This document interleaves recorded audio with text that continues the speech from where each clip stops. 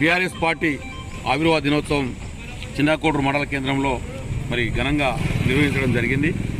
మరి అదేవిధంగా ఈరోజు తెలంగాణ రాష్ట్రం ఏర్పడ్డది. తెలంగాణ రాష్ట్రంలో ఇవాళ రైతులు కావచ్చు, ప్రజలు కావచ్చు మరి సుభిక్షంగా మరి అభివృద్ధి పథంలో నడుస్తున్నారు అని అంటే మరి కేసీఆర్ గారు ఆయన మరి ఒక పోరాట పటిమతోని మరి 2001లో ఈ యొక్క రాష్ట్ర సాధన లక్ష్యంగా పోరాటం మొదలుపెట్టి ఆ పోరాటం ద్వారా తెలంగాణ సాధించి తెలంగాణకు ముఖ్యమంత్రి అయిన తర్వాత మరి తెలంగాణ రాష్ట్రంలో మిషన్ కాకతీయ ద్వారా అనేకమైనటువంటి చెరువులను అనుసంధానం చేస్తూ వాటి పూడిక తీస్తూ మరి ఆ పూడిక తీయడమే కాకుండా చెరువులలోకి నీళ్లు రావాలనే ఉద్దేశంతో పెద్ద గొప్ప ప్రాజెక్టు కాళేశ్వరం ప్రాజెక్టుని మరి నిర్మించి అనాది కాలంలోనే కేవలం 3 సంవత్సరాలలో అంత పెద్ద ప్రాజెక్టును పూర్తి చేసినటువంటి మరి ముఖ్యమంత్రి దేశంలోనే ప్రపంచంలోనే ఒకే ఒక ముఖ్యమంత్రి ఇలా కేసీఆర్ గారు, హరీష్ రావు మరి వాళ్ళు తలుచుకొని రేయిం బవలు మరి కేసీఆర్ గారు ఏదైతే సూచించారో హరీష్ రావు గారు తూచా తప్పకుండా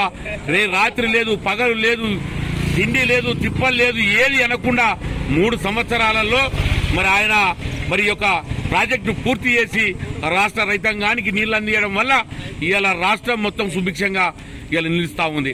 ఇవాళ తీసుకొచ్చినటువంటి తెలంగాణలో మరి అవాక్కులు చవాక్కులు పేరుతూ ఇవాళ ఉన్నటువంటి రేవంత్ రెడ్డి, కేసీఆర్ గారి మరి హరీష్ రావు గారి చరిత్రలను మరి వాళ్ళు కనుమరుగు చేయాలని చూస్తా ఉన్నారు. కానీ బిడ్డ, ఇది చెరిపితే చెరిగేది కాదు, తుడిస్తే తుడిసేది పోయేది కాదు. కేసీఆర్ గారి చరిత్ర, హరీష్ రావు గారి చరిత్ర మరి ఇక్కడ స్థిరస్థాయిగా తెలంగాణ రాష్ట్రంలో నిలబడి ఉంటుంది.